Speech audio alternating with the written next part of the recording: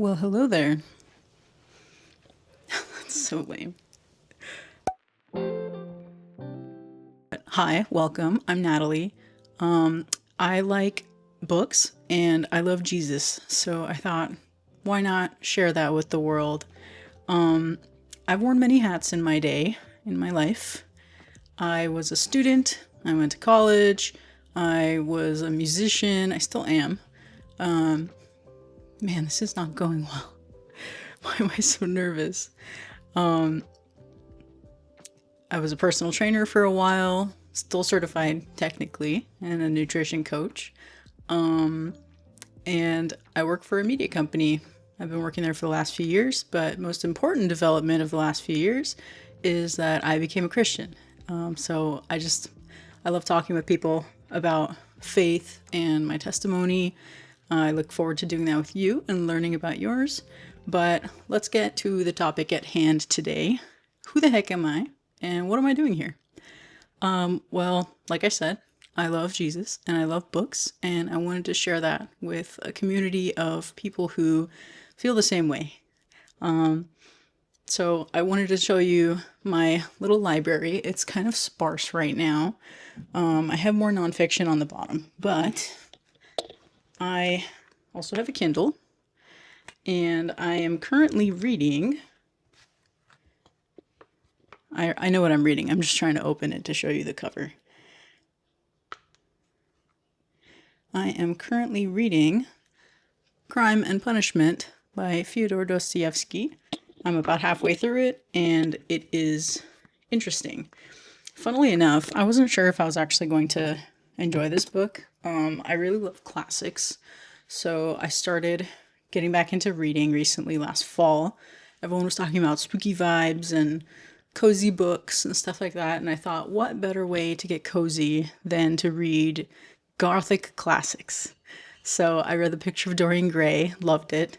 I went into Dracula, loved it, so good. I started watching the movies afterwards to see if I could find a good adaptation, and they all disappointed me. So it just goes to show you the books are wonderful. I love that we get to use our imagination and the writer's imagination to just paint this beautiful story, whatever we're reading, and enjoy it way more in depth and immersively than a movie.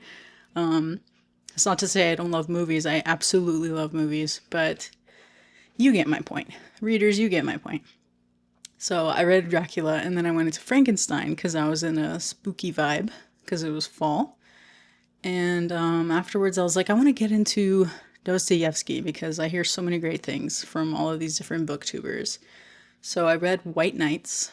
Loved that short story. Very romantic, very heartbreaking. I literally, I closed it and I sat down and I was just staring off into space for a while, just processing my emotions. But yeah, I was like, I have to read Brothers Karamazov because everyone recommends it. But I thought it'd be good to get into that first with Crime and Punishment. So that's kind of my long-winded process of how I got to what I'm reading right now. I still have so many classics on my TBR. I feel like my TBR is never ending. And I have some exciting developments in terms of books that I'm buying, waiting for. They're on the way. I have more that I want to buy, but they cost a lot of money, so I'm kind of waiting. But yeah, I'm so excited to get into that stuff later with you guys.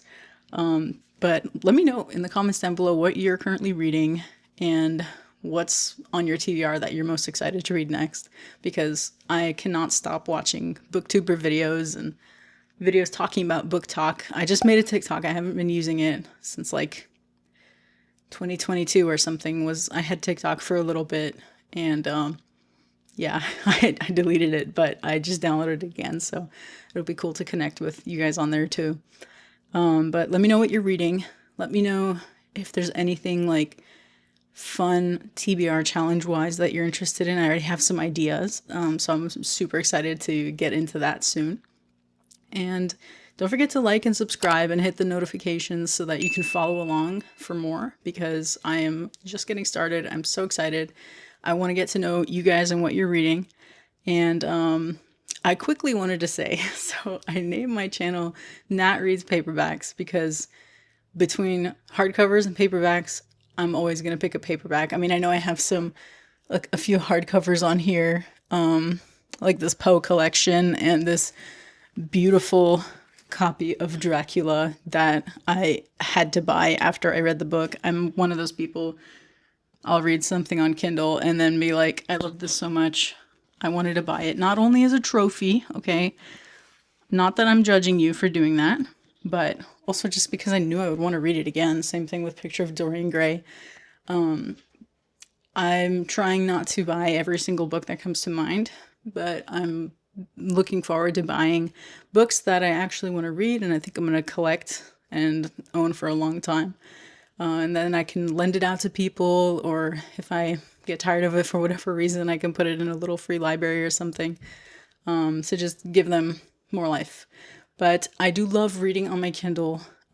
This little thing, so convenient.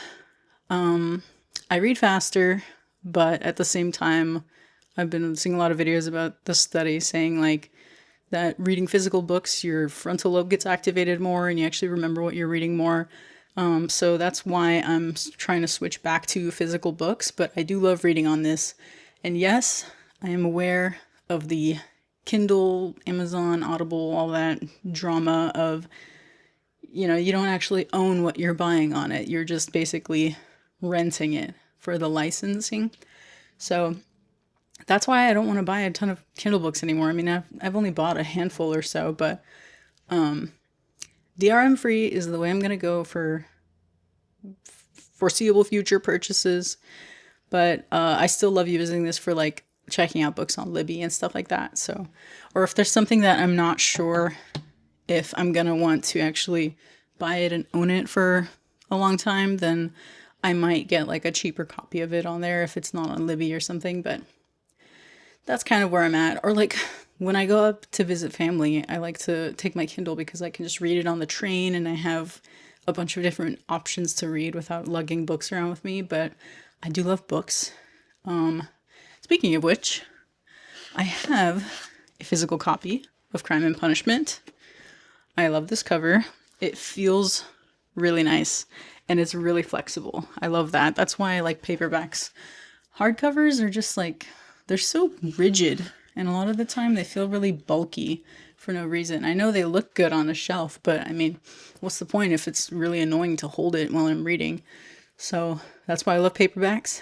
But I'm not reading that physical copy of Crime and Punishment right now because I thought I was getting the, what is it? Pavir and Volokhonsky translation. But the one I bought on Kindle, it ended up actually sneakily being the Garnett translation. Which, fun fact, is what this one is. This old one that my husband found and got for me because he knows I like old quirky things. So I was gonna switch to reading the physical copy a few days ago, but I opened it up and I was like, this just feels so different to what I was reading. Not necessarily in a bad way, but my brain likes continuity. So I'm gonna finish the Garnett translation, and then when I reread it later on, inevitably, I'm gonna switch to the PMV translation because so many people have so many good things to say about that one. It was interesting reading up on that because it's kind of like when you're looking up different Bible translations to choose. Speaking of which, I have a lot of Bibles. They're not on this shelf right now. I did move them to the little shelf that's next to my desk, but I think I have like 10 or 11 Bibles right now and a bunch of big, hefty reference texts and dictionaries and all those good things that most of them were gifted to me. I also have study Bibles, but I haven't really been using those yet because I've been following Tara Lee Cobble's Bible recap. I love this little version because it has really thin pages like a Bible versus the bigger copy. But last but not least, before I go, I wanted to share with you guys, I got these cute little magnetic bookmarks. So I had a pack from this brand a long time ago. I still have them buried somewhere that were like music notes and stuff, but I just thought this was so whimsical, like the different mushrooms and like the nebulas and celestial bodies and stuff. And of course, I had to get some Christian ones for when I'm reading my like nonfiction Christian books and references and stuff. If I want to bookmark, throw one of these bad boys in there because I love the magnetic ones. But yeah, that's basically where I'm at right now in my reading journey. I feel like I'm just getting started because I used to read avidly as a kid. I could read before I went to kindergarten. I was reading all through elementary school and middle school. I actually enjoyed most of the books and stuff that we had to read in high school. I know a lot of people really hate things like 1984 and Fahrenheit 451 and all those books. I liked them. I misplaced, I think I lost a bin of my books when we were moving one time. I'm so heartbroken over it and bitter. But I ended up buying some of them that I knew for sure I could not find. So 1984 was one of those. I have Animal Farm coming today. Fahrenheit 451 is coming tomorrow. So stay tuned. It's kind of a hint for one of my videos that I'm going to have coming up. You guys, I completely forgot that I wanted to show you my Bible that I've been reading the most day to day. This is my favorite of all the ones I have because it's real leather. It's an NKJV. Where does it say that? Here. NKJV. I love this beautiful leather cover. 2 Timothy 1:7. Yeah, I forgot to show you that. But I also wanted to do a quick scan of our bookshelf. So the top shelf is all of my husband's books. It's almost exclusively like Mexican and Aztec history. And then I kind of like smushed my stuff in a weird way so that I could be in the frame properly. But yeah, my fiction section, this shelf was empty. Well, these were here because they're gonna go at the end, but this is all gonna be full of stuff that I've ordered. I'm so excited. And then obviously nonfiction and Christian books, and this kind of just like an oversized, you can call it a folio shelf, but yeah. And then I got this stamp years ago that I keep using prematurely on my books because I think I'm going to keep everything. I have this copy of The Stand, but and I'm so excited to read it because so many people say that's like their top pick or second choice of Stephen King's best books. I'm going to be returning this one because I have this like beautiful hotter version of it coming, and 11/22/63, a lot of people call this their favorite as well. I put my freaking stamp in it, and that was after I decided I wanted to get the hotter version. So I'm either gonna just stick with this one for a while, or when the hotter one comes, I might put this in a little free library or something somewhere and figure out how to gracefully cover my stamp in it because I get too excited, you guys. I get too excited. It's got my freaking stamp in it. So yeah. But I'm so excited. I'm so glad you're here. Thank you for watching me yap about books, and I'll see you guys in the next one.